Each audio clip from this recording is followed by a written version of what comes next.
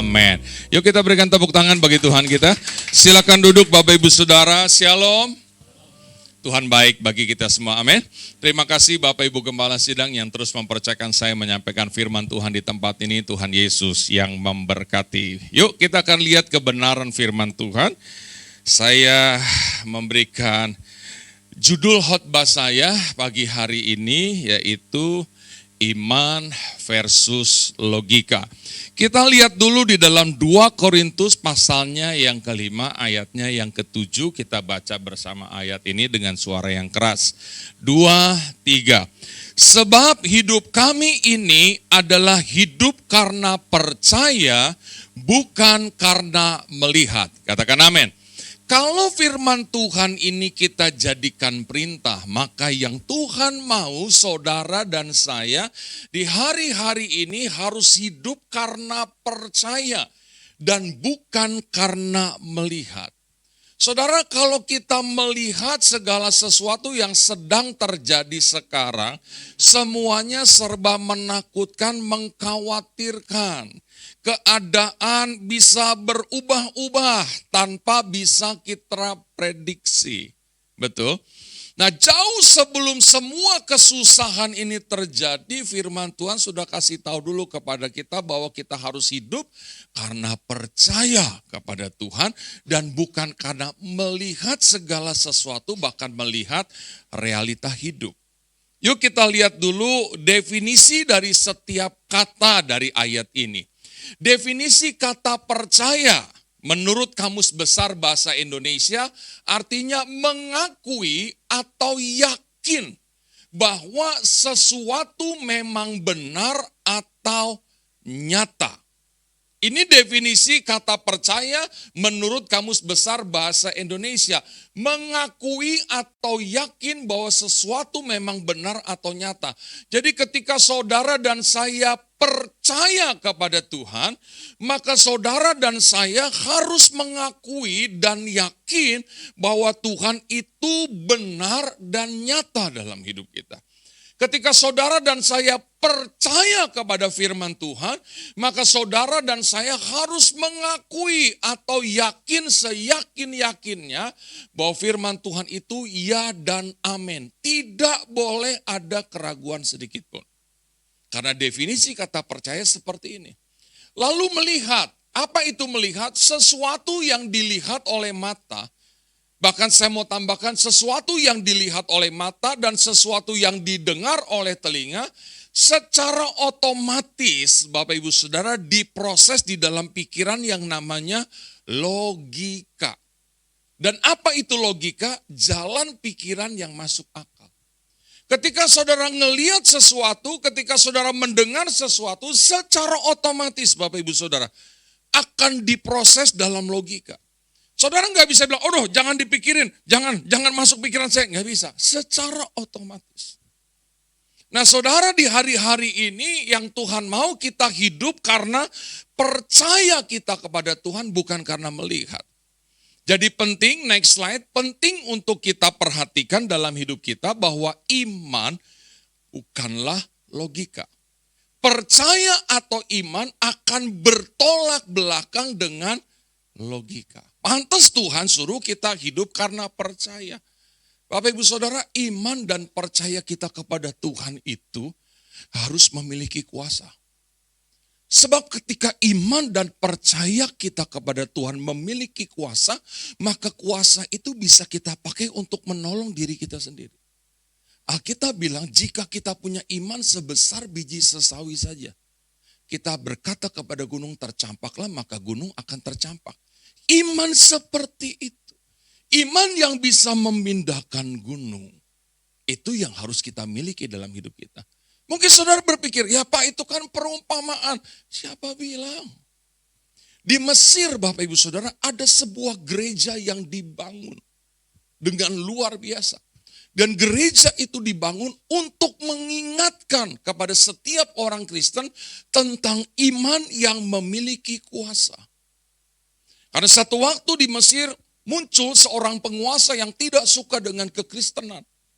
Dia memanggil orang Kristen yang ada pada waktu itu yang salah satunya bernama Simon. Dia berkata, di kitab kalian ada kalimat yang mengatakan, jika kalian punya iman sebesar biji sesawi saja kepada Tuhan, maka kalian berkata kepada gunung tercampaklah, maka gunung akan tercampak. Lalu penguasa Mesir menunjuk sebuah gunung, pindahin ini gunung dengan imanmu kepada Tuhanmu. Kalau gunung ini nggak bisa pindah, nggak boleh ada orang Kristen di Mesir. Oh Bapak Ibu Saudara, orang Kristen yang ada di Mesir pada waktu itu berdoa, berpuasa. Mereka menjerit kepada Tuhan dan mereka membangkitkan iman dan percaya mereka kepada Tuhan. Bahwa Tuhan pasti tolong mereka.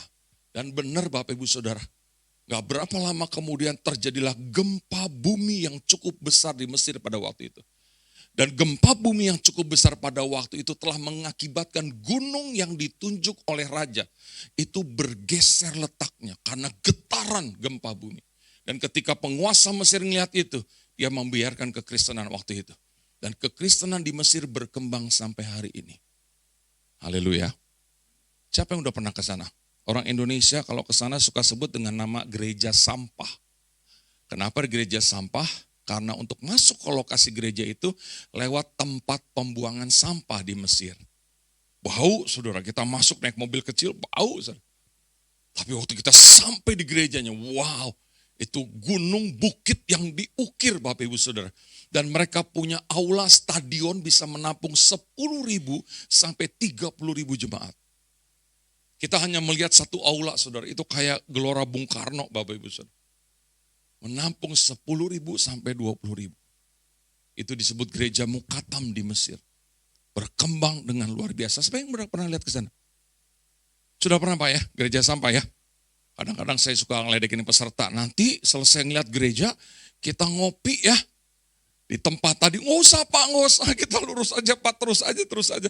Karena memang bau Bapak Ibu Saudara. Siapa yang rindu ke sana?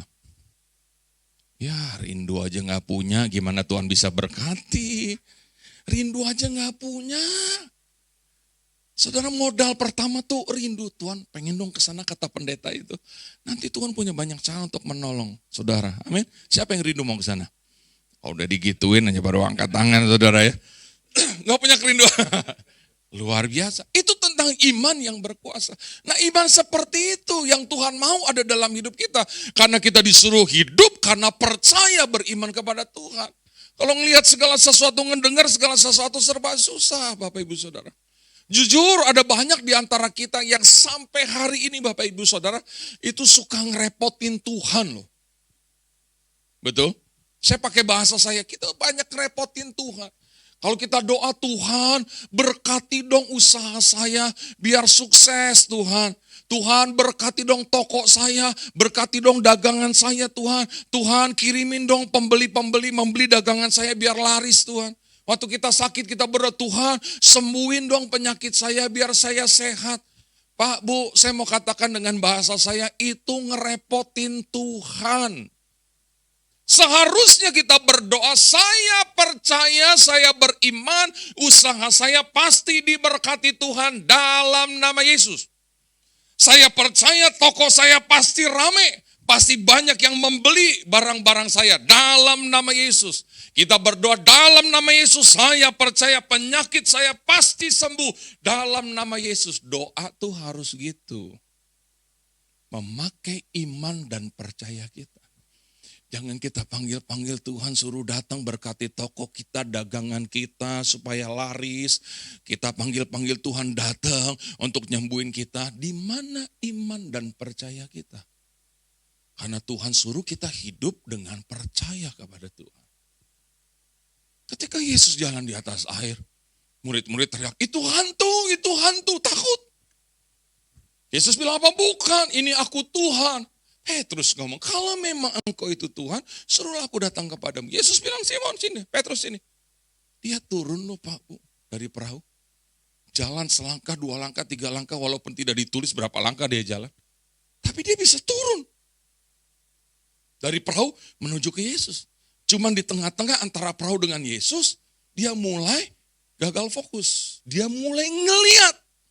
Dan mendengar ada angin, ada gelombang yang besar pada waktu itu. Dan imannya mulai berkurang. Dan ketika imannya mulai berkurang karena ngeliat situasi dan kondisi. Petrus mulai tenggelam. Buru-buru Yesus datang pegang tangannya dan Yesus bilang apa? Kenapa kamu gak percaya? Tadi dengan percayamu, dengan imanmu, engkau bisa melawan hukum alam. Engkau bisa melawan hukum gravitasi bumi. Engkau bisa jalan di atas air sama seperti aku. Tapi kenapa imanmu harus berkurang? Karena engkau ngelihat situasi dan kondisi yang ada di sekitarmu. Jadi dengan iman dan percaya kita kepada Tuhan, Bapak Ibu Saudara, kita bisa melawan hukum alam loh. Seperti Petrus bisa jalan di atas air. Dia ngelawan hukum gravitasi bumi yang pasti jatuh. Nah, iman seperti itu. Maka percaya bukan sekedar jadi orang Kristen dan bertahun-tahun iman kita nggak bertumbuh. Begitu-begitu aja nggak ada kuasanya. Padahal Tuhan suruh hidup kita sekarang ini adalah hidup karena percaya kepada Tuhan. Haleluya. Walau gunung nggak pindah, tadi kita udah nyanyi. Tapi satu hal yang kita pegang dalam hidup kita apa? Kita mau tetap percaya. Nah, ada banyak hal yang membuat iman kita tuh nggak bertumbuh, nggak ada kuasanya. Next slide. Yang pertama, faktor penghambat iman. Karena kita selalu terjebak dalam logika dan pemikiran kita sebagai manusia. Lihat sesuatu, kita lihat, kita pikirin, kayaknya nggak bisa. Kayaknya susah. Mustahil deh. Dokter aja udah angkat tangan, aduh. Mustahil gue bisa sembuh dari penyakit gue. Selalu begitu. Terjebak dalam pemikiran kita. Logika kita muter. Yang selalu menghasilkan kalimat itu. Susah, gak bisa, gak mungkin, mustahil. Selalu kita terjebak dalam pemikiran kita sebagai manusia. Sehingga iman kita gak bangkit.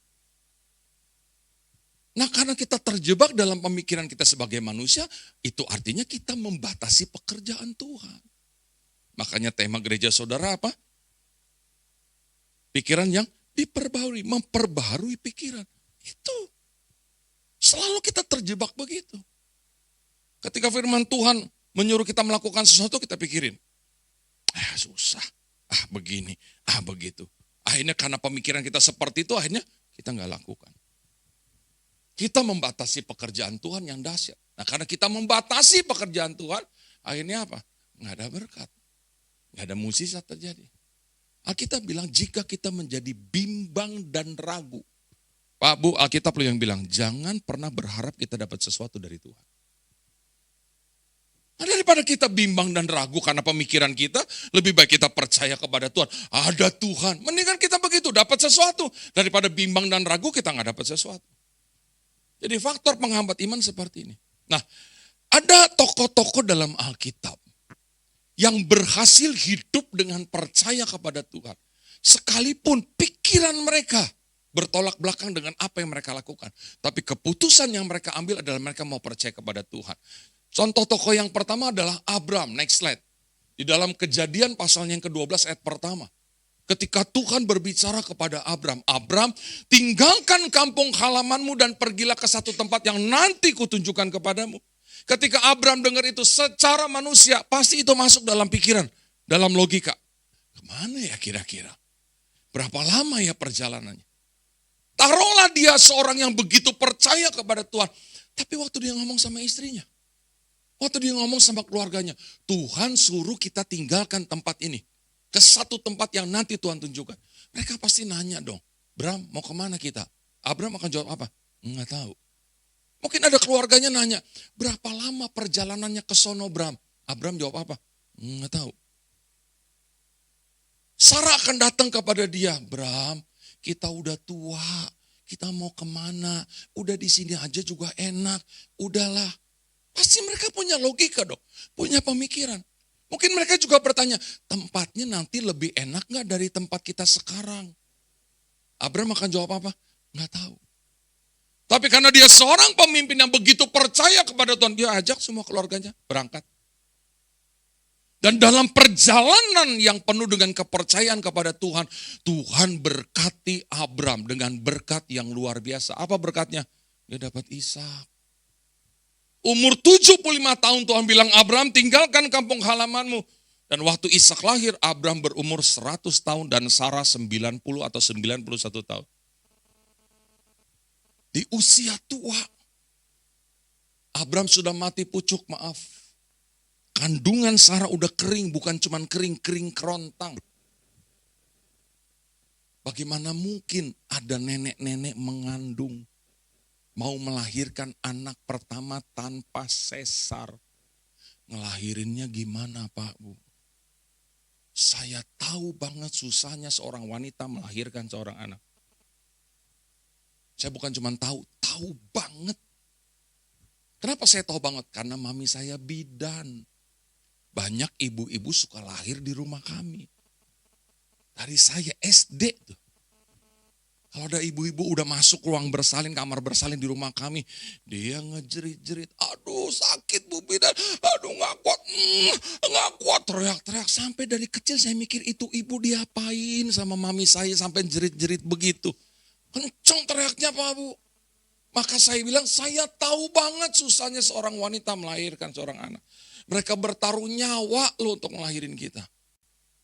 Maka pesan saya nih lewat kesempatan pagi hari ini. Kalau ada di antara kita nih yang masih punya orang tua, khususnya ibu, jangan kurang ngajar sama orang tua. Kenapa sih kadang-kadang kita anak nih kalau ngomong sama orang tua mesti bentak-bentak gitu. Mesti kasar gitu.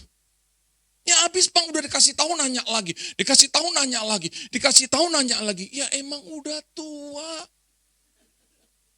Mau diapain lagi? Saudara pikir dengan saudara bentak-bentak orang tua dia jadi muda lagi? Kagak. Kenapa sih mesti kasar gitu? Kalau dia nanya, jawab. Dia nanya lagi, jawab lagi. Dia nanya, jawab. Dia nanya lagi, jawab. Dia nanya lagi, jawab lagi. Yang capek dia duluan. Anak kita yang lebih muda. Jangan dibentak dong. Kasar sama orang tua. Dengar baik yang masih punya orang tua khususnya ibu. Kalau belum bisa nyenengin orang tua, minimal jangan nyakitin. Jangan keterlaluan. Susah kita kalau nggak punya orang tua. Di rumah dia jadi sesuatu yang mungkin ketinggalan zaman norak kuper gitu. Kayaknya diktator banget gitu. Kita kesel punya orang tua seperti itu. Tapi ingat dong ketika dia ada di kantor, ketika dia ada dalam pekerjaan, disuruh-suruh sama bos, juga dibentak kalau bikin salah. Buat siapa? Buat kita sebagai anak. Masa nggak tahu diri banget sih? Masa mesti dibentak sih? Nurut deh. Mami saya berjuang buat kami bertiga loh. Kepala jadi kaki, kaki jadi kepala. Untuk membiayai kami bertiga karena kami punya papi kayak nggak peduli sama kami. Dia bangun jam 4 pagi. Jam 5 sudah ada di tempat praktek dokter THT. Bantu operasi amandel atau telinga atau hidung. Sudah. Nanti selesai jam 2 dia jagain gak ada pendarahan dia bisa pulang. Jalan kaki sampai di rumah sekitar 3 sampai jam setengah 4. Dia istirahat sebentar. Jam 4 lewat dia udah jalan lagi ke klinik bersalin. Karena jam 5 dia praktek kerja di satu klinik bersalin. Ntar jam 7 baru pulang. Kadang-kadang jam 9 belum pulang. Saya kalau mami saya jam 9 belum pulang, saya gak bisa tidur Bapak Ibu Saudara. Saya pasti ambil sepeda saya datang ke tempat klinik. Mami udah jam 9, kenapa mami belum pulang sih? Iya Yofi, ada ibu mau melahirkan. Kan mami gak bisa bilang, Bu udah jam 7 saya mau pulang, keluarin dong anaknya. Gak bisa Yofi, mami mesti tunggu pembukaan 1-2. Saya gak ngerti waktu itu. Yang penting saya udah ngelihat mami saya ada di situ, saya baru pulang. Nanti kadang-kadang tuh ibu ngelahirinnya jam 12 malam. Yang mami saya jam 12 jalan kaki pulang. Nanti jam 4 bangun lagi untuk asisten dokter THT bantu operasi telinga hidung tenggorokan. Capek belum kalau hujan tengah malam. Tapi kalau dia bilang saudara dia pulang ngelihat kami bertiga nih lagi belajar. Enggak berantem, enggak ngelawan. Dia bilang capek mami satu hari hilang semuanya. Dan mami punya semangat untuk bekerja buat kalian. Nangis saya. Mami saya pernah copot cincin, kasih koko saya jual buat uang pangkal Yofi, nangis ya. Karena dari SD naik SMP saya gak dapat sekolah negeri, harus sekolah swasta, nangis. Jujur sampai hari ini kadang-kadang saya masih suka komplain sama Tuhan. Tuhan kenapa sih saya gak dikasih kesempatan sama Tuhan. Buat beliin mami saya sebuah cincin yang dulu pernah dia jual buat saya. Walaupun saya hamba Tuhan, penghasilan sebagai seorang hamba Tuhan, tapi saya punya penghasilan. Kenapa sih Tuhan nggak dikasih kesempatan ngebales gitu. Karena saya naik kelas 3 SMA, mami saya dipanggil Tuhan. Kenapa sih Tuhan nggak dikasih kesempatan? Maka kalau saya ngeliat anak-anak lagi ngelawan sama orang tua, khususnya sama ibu, aduh, saudara, gregetan gitu. Gimana kita bisa diberkati Tuhan kalau kita nyakitin orang tua terus gitu. Kita berdoa supaya Tuhan berkati kita. Tapi kita nyakitin orang tua. Enggak ada doa yang keluar dari mulut orang tua untuk memberkati kita. Cilaka kita, kerja keras kita tidak pernah menghasilkan hasil yang maksimal. Tapi kalau kita berdoa, kita bekerja, kita nyenengin orang tua. Tiap pagi, tiap malam orang tua, Tuhan berkati anak saya, berkati mantu saya, berkati cucu saya, disertai dengan doa dari orang tua. Jadi yang masih punya orang tua, khususnya ibu yang masih suka bentak-bentak ngelawan kasar, harap tersinggung untuk kebaikan saudara. Haleluya. Ayo Bu. Tuhan berkati Abram dan Sarah dengan berkat yang gak masuk dalam logika. Di usia tua, anak pertama belum ada sesar. Pasti Tuhan kasih kemudahan dengan kuasa Tuhan. Mungkin ketika Sarah bersin, hacim, Ishak keluar. Tuhan kasih kemudahan. Karena kalau anak pertama, karena ibu-ibu suka bolak-balik di rumah saya. Kalau anak pertama dia ngejerit-jerit, Pak Bu, tahun depan dia datang lagi nih, ibu yang tahun lalu saya bilang, iya mau ngelahirin anak kedua, udah gak terlalu ngejerit. Ntar tahun depan dia datang lagi, ngelahirin anak ketiga, gak ada jeritan sama sekali, saudara. Karena udah anak ketiga, ini anak pertama, nenek-nenek umur 90 tahun. Ngedennya gimana? Pasti Tuhan kasih kemudahan. Gak masuk dalam logika kita sebagai manusia. Tapi kenapa Tuhan berkati? Berkat yang gak masuk logika. Karena Abraham dengan keluarganya tinggalin kampung halamannya juga gak pakai logika. Tapi pakai apa? Iman dan percaya kepada Tuhan. Maka berkatnya juga gak masuk dalam logika sebagai manusia. Lagi sayang-sayangnya sama Ishak, Tuhan ngomong lagi, Abraham, persembahkan anakmu Ishak kepadaku sebagai korban bakaran. Secara logika, Abraham akan bilang apa? Jangan Ishak dong Tuhan, lagi sayang-sayangnya, dapetinnya aja susah. Apa aku harus tunggu 100 tahun lagi untuk aku dapetin adanya Ishak? Engkau minta 100 ekor domba deh Tuhan, jangan Ishak dong Tuhan. Tapi berdasarkan pengalaman yang pertama, Abraham penuh percaya kepada Tuhan. Dia gak banyak tanya, sekalipun logikanya ngomong begitu. Dia ajak Ishak naik ke gunung. Ayo anakku, kita naik ke atas gunung, kita mau persembahkan korban bakaran kepada Tuhan. Di tengah jalan Pak Bu, Ishak pakai nanya, Pak, di sini sudah ada api, kayu apinya sudah ada, dombanya mana Pak? Kalau saudara dan saya yang jadi Abraham, gimana perasaan kita?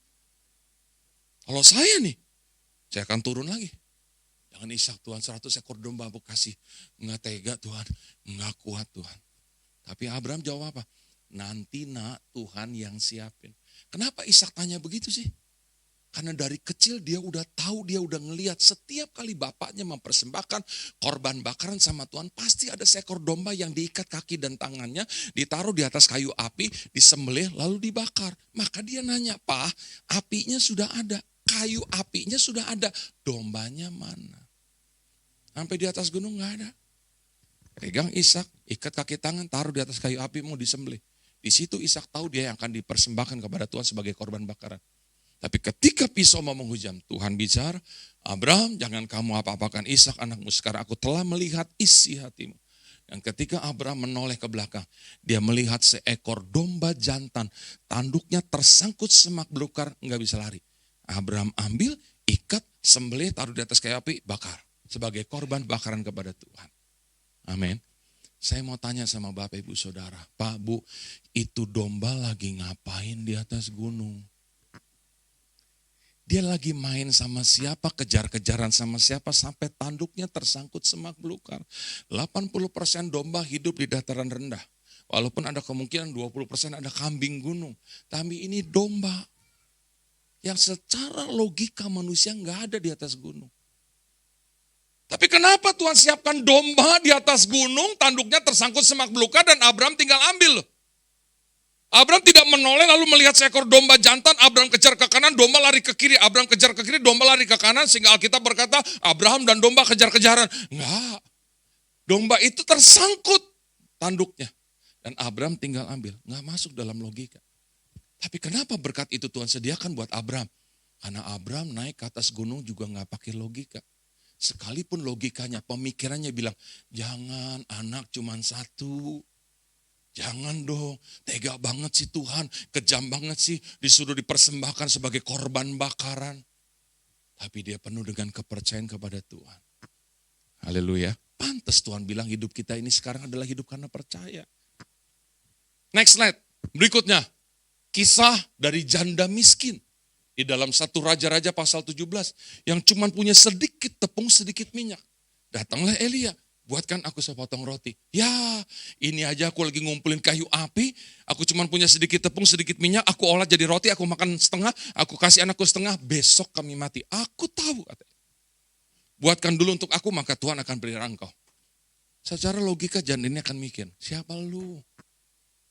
Saudara bukan, tetangga bukan, ngelihat juga baru sekarang. Sekalipun logikanya bilang, jangan kasih. Mendingan buat lu sama anak lu. Lu aja kurang, betul gak? Secara logika. Tapi dia penuh percaya, dia hamba Tuhan. Dikasih. Cuman punya itu dikasih. Waktu bikin juga itu baskom tempat dia naruh tepung udah ditebalikin, pantatnya ditepuk-tepuk, udah jatuh semua tuh tepung. Minyak udah ditebalikin tuh. Ditungguin sampai udah gak ada yang netes lagi, mungkin ditarik-tarik pakai gitu di tangannya. Udah gak ada yang netes lagi. Udah cuman itu, habis. Besok dia buka lagi, ada lagi tepungnya. Dia lihat lagi, ada lagi. Kemarin perasaan udah habis. Dia olah, dia makan. Besok ada lagi. Besoknya ada lagi. Sampai masa kekeringan dan kelaparan lewat. Tepung gak pernah habis, minyak gak pernah habis. Bu, saya tanya sama ibu. Itu tepung masuknya dari mana? Yuk kita pikirin 10 menit, cukup? Setengah jam deh. Kita diam, kita ngerenung yuk. Dari mana tuh tepungnya? Mungkin ada tetangga kali Pak masuk lewat jendela Pak kasih sama janda miskin. Gak mungkin. Kenapa gak mungkin? Semua mengalami kekeringan dan kelaparan. Semuanya lagi susah.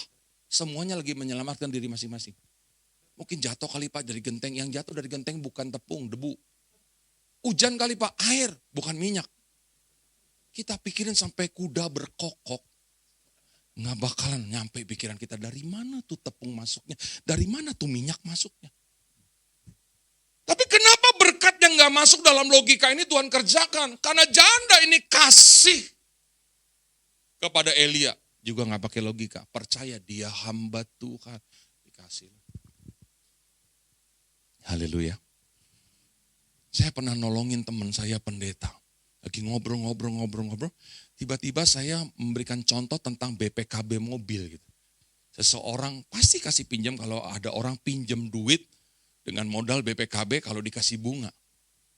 Saya bilang kayak lu deh. Ada orang pinjam BPKB mobil lu tapi lu dikasih bunga 1 bulan 1 juta. Lu kasih gak? Dia diam, dia ngeliatin saya. Ayo gua tanya, lu kasih gak? Dapat bunga. Lu kasih pinjam gak BPKB mobil? Dia diam aja. Terus dia bilang gini, Yov, kenapa lu bisa ngomong BPKB mobil gua? Saya lihat mukanya berubah. Iya maksud gua kan contoh. Emang kenapa sih? Lu tahu gak? Abis gua ketemu lu. Gua mau ketemu seseorang. Gua mau gade BPKB mobil gua. Gua lagi bawa BPKB mobil. Buat apaan lu? Gua butuh duit Yov.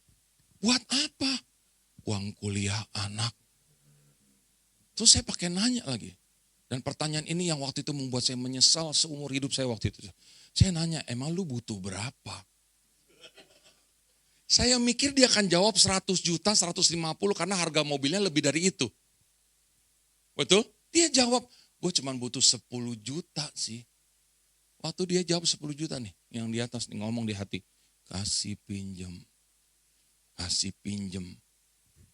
Logika saya mikir, ngapain sih gue kepo nanya butuh berapa, ini kesalahan gue. Kasih pinjam. Saya ngomong loh logika saya, Tuhan. Itu buat bayar cicilan saya yang 2 minggu lagi jatuh tempo. Itu aja masih kurang Tuhan. Kasih pinjam. Nego tuh sama Tuhan. Akhirnya saya lebih nurut sama Tuhan lah. Udah lu gak usah KD BPKB mobil, malu lah lu pendeta. Kita pendeta. Nah, terus gue gimana? Pakai dulu duit gue. Nanti gue transfer. Dia pakai jawab lagi. Terus gue gantinya gimana Yop? Sudah. Ya gue terserah lu, ada duit lu bayar. Aduh thank you Yop. Udah saya transfer. Waktu dia pulang ngomong sama Tuhan. Yang 2 minggu cicilan saya tanggung jawab. 1 minggu gak terjadi apa-apa. Tapi 1 minggu sebelum jatuh tempo, saya diundang ucapan syukur dari satu jemaat yang istrinya ulang tahun di Bogor. Saudara. Dia bikin acara besar-besar, banyak tamu datang. Dan dia sediakan door prize. Ada 4 hadiah hiburan, juicer, mixer, ada 2 voucher senilai 1 juta masing-masing. Dan ada hadiah uang cash 1 juta, 5 juta, 10 juta. Waduh, waktunya door prize nih. Saya dikasih nomor door prize, nomor Pak Yofi. Tuhan, biar dapet Tuhan. Dalam nama Yesus. Dan nomornya saya apalin, kalau saya pegangin kan norak banget jadi pendeta begitu kan saya. 4 hadiah hiburan lewat. 2 voucher lewat. Hadiah 1 juta lewat. Hadiah 5 juta lewat. Sampai door prize selesai. Enggak ada saya dapat. Ya udah nasib gitu ya. Bersyukur aja gak apa-apa Tuhan. Kan gak semua doa harus dijawab. Itu sebenarnya menghibur hati. Saudara. Udah saya lanjutin makan sama ngobrol. Saudara 5 menit kemudian.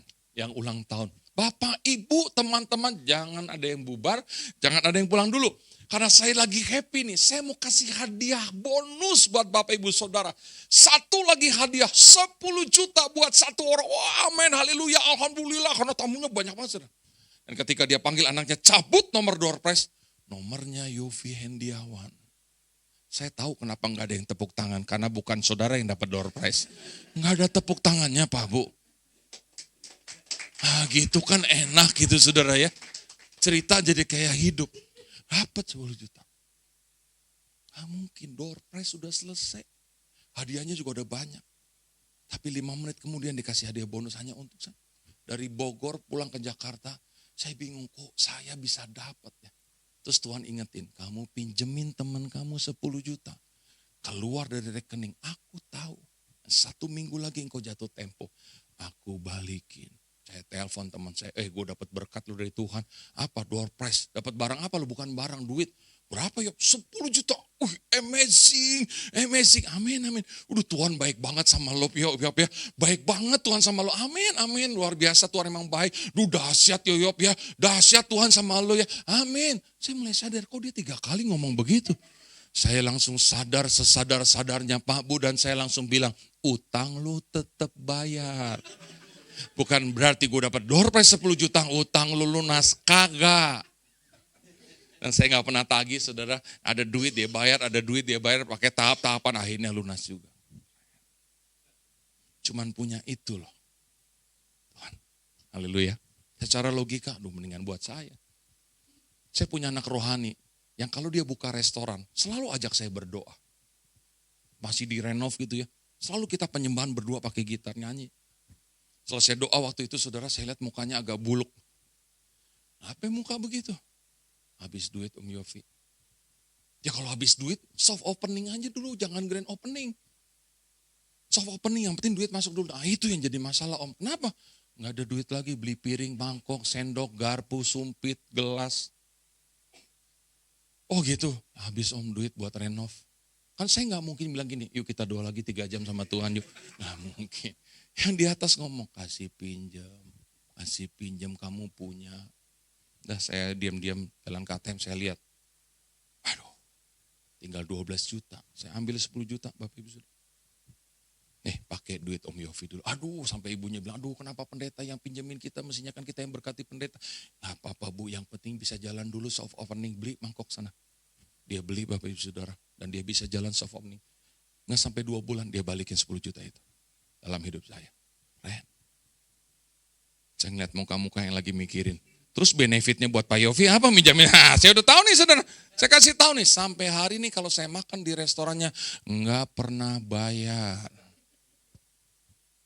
Saya bilang sama dia, kalau Om Yofi makan sendiri bayar dong. Enggak. Kalau Om Yofi makan sendiri gratis nggak apa-apa. Kalau Om Yofi ajak teman bayar. Enggak Om. Saya nggak pernah lupa apa yang Om Yofi lakukan. Pernah satu waktu saya datang sama teman saya ke restoran, nggak ada dia. Citu kan, makan pesen. Saya datang ke kasir mau bayar. Maaf Pak, sudah dikomplimen sama Koko. Kamu kasih tahu ya, kamu WA dia ya saya ada di sini. Enggak Om, enggak Pak. Kok dia bisa tahu saya ada di sini? Dari CCTV. Emang ada CCTV di restoran? Ada. Oh dari CCTV. Sampai hari ini Bapak Ibu Saudara, kalau saya makan di restorannya, saya sengaja ngadap CCTV dan saya suka. Enggak saudara, enggak. Dia enggak pernah lupa. Keren saudara. Cuman punya itu, tapi kasih. Nah kadang Tuhan suruh kita berkorban. Jalan nih, wajah kurang, wajah butuh. Sehingga kita nggak mau lakukan. Padahal Tuhan lakukan, ayo lakukan, aku berkati kamu. Tapi karena logika kita mikir, kita aja butuh. Kembaliin perpuluhan. Aduh saudara, yang lain masih menyelidiki perpuluhan itu perlu nggak dikembalin ke gereja. Yang lain masih menyelidiki, biarin aja mereka menyelidiki. Tapi kita sudah melakukannya. Katanya produk perjanjian lama Pak di medsos sudah nggak berlaku. Apa semuanya yang di perjanjian lama nggak berlaku? Kalau ada orang nanya begitu, Bapak Ibu mau 10 perintah Allah itu nggak berlaku lagi? Sehingga nanti Bapak Ibu punya anak kurang ajar sama ini, terus membunuh, mencuri, berzina seenaknya. Mau? Ya enggak dong Pak, itu kan perintah Allah, itu kan ada di perjanjian lama. Bapak Ibu bilang yang di perjanjian lama nggak berlaku. Nggak bisa. Tapi katanya Pak, kalau ada keluarga susah, orang tua susah, nggak usah kembaliin perpuluhan, bantu dulu mereka. Pak, Bu, saya bilang, kenapa bantu orang tua, bantu keluarga yang susah, harus dari yang 10%, Bapak, Ibu punya yang 90%. Kenapa harus ambil punya Tuhan? Bapak, Ibu punya yang 90% loh. Kenapa nggak ambil dari situ? Kenapa harus punya Tuhan? Tuh, keras ya kalau begitu. Tapi suka ngeyel, udah begini aja deh Pak, Bu. Ambil aja yang 10%. Tapi hati-hati nanti Tuhan ambil yang 90%. Ya Pak Yofi jangan ngomong begitu. Dia, Bapak begitu melulu sama Tuhan. Bapak makan di restoran karena pajak 10%, Bapak gak pernah komplain. Ada service charge lagi. Udah selesai mau keluar, Bapak kasih tip lagi. Gak pernah komplain. Ini berkat dari Tuhan. Berapa lama kita hidup Tuhan yang tentuin. Sama Tuhan hitung-hitungan banget sih. Logika kita bilang, aduh kita aja butuh. Tapi ketika kita yakin ini ada dalam firman Tuhan. Satu aksi yang kita lakukan kembalikan milik Tuhan. Ada 3 reaksi loh dari Tuhan. Tuhan buka tingkap di langit. Tuhan curahkan berkat. Dan Tuhan jauhkan belalang pelahap, pengirik, pelompat, belalang pindahan dalam hidup kita. Utuh berkat Tuhan. Haleluya. Ini. Kita gak pernah ke dokter. Kenapa? Sehat terus. Haleluya. Tapi kalau kita gak kembaliin perpuluhan, aduh ada aja. Yang masuk dalam logika, lakukan. Yang berikut Lukas pasal 5. Ketika Yesus berkata kepada Simon, tebarkan jalan untuk menangkap ikan. Dia jawab loh dengan secara logika, guru, udah sepanjang malam kami kerja keras, lempar sana, lempar sini gak dapat. Secara logika Simon akan bilang apa? Kami tidur siang dulu ya Tuhan, capek udah semalam-malaman. Ntar malam lagi baru kami ngelaut. Karena ikan itu muncul waktu malam Pak. Walaupun logikanya udah sempat diucapin, tapi untung keputusannya diambil oleh Simon bilang apa? Tapi karena engkau yang suruh, kami akan tebarkan jala juga. Dan kalau saudara baca Lukas pasal 5 ayat 6, dan setelah mereka melakukannya, melakukan apa? Perintah Tuhan tebar jala. Mereka menangkap sejumlah besar ikan, dan gak berhenti sampai di situ. Sehingga jala mereka mulai koyak. Pak Bu, itu berkat double porsi. Ikan gak mungkin ada siang-siang. Dan sampai hari ini ikan kalau ngelihat jala pasti kabur. Kenapa saya tahu? Karena saya pernah di pedalaman Kalimantan Tengah. Saya kalau mandi sore sambil lempar jala untuk makan malam saya. Nangkepin ikan segede-gede jempol. Ikan kalau saya lempar jala, masuk ke dalam air, ada ikan yang lompat. Ya, nggak kena tuh ikan. Saya tarik lagi jala, saya kejar lagi kemana ikan itu lompat. Saya lempar lagi jala saya, dia bisa lompat lagi. Itu ikan kalau ngeliat jala kabur. Tapi dalam Lukas pasal 5, ketika jala Simon masuk ke dalam air, pemimpin ikan di dalam air teriak, jalanya Simon, yuk kita masuk. Mereka berebutan masuk, Bapak Ibu saudara naik, masuk. Sampai jalannya udah penuh, masih banyak yang mau masuk. Gua mau masuk, desek-desekan. Sampai jalannya mulai koyak. Itu kalau kita berandai-andai. Walaupun itu gak ditulis, jangan saudara cari di Alkitab. Enggak ada tuh pendeta, enggak ada firmannya begitu. Itu pendeta sesat tuh, enggak. Ini kan kita berandai-andai gitu. Ikan berdesak-desakan, gak masuk dalam logika. Karena malam aja gak dapat. Tapi kenapa itu mukjizat bisa terjadi? Karena waktu Simon tebar jala gak pakai logika. Tapi pakainya apa? Iman dan percaya. Karena Yesus yang suruh, aku lakukan juga. Dan di dalam perintah mengasihi musuh, Matius 5 ayat 44.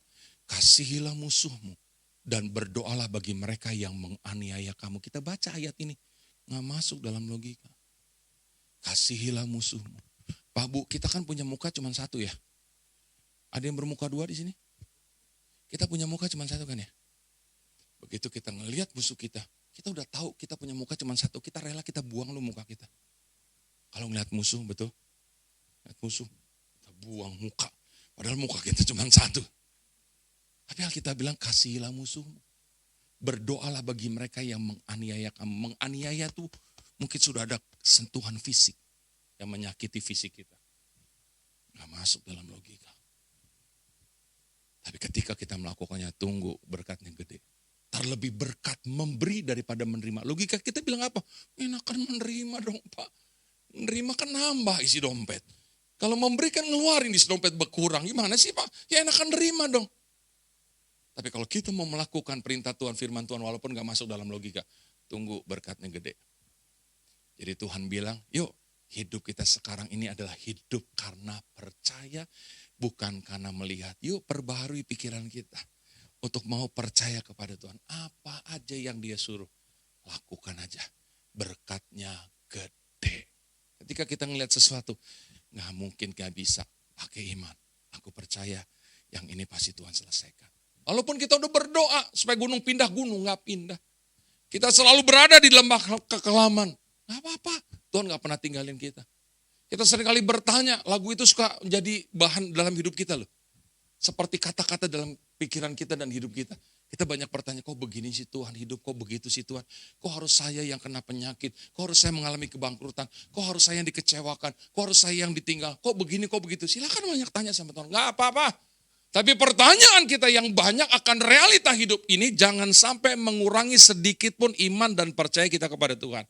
Banyaknya pertanyaan tapi keputusan yang kita ambil dalam hidup adalah kita mau tetap percaya kepada Tuhan.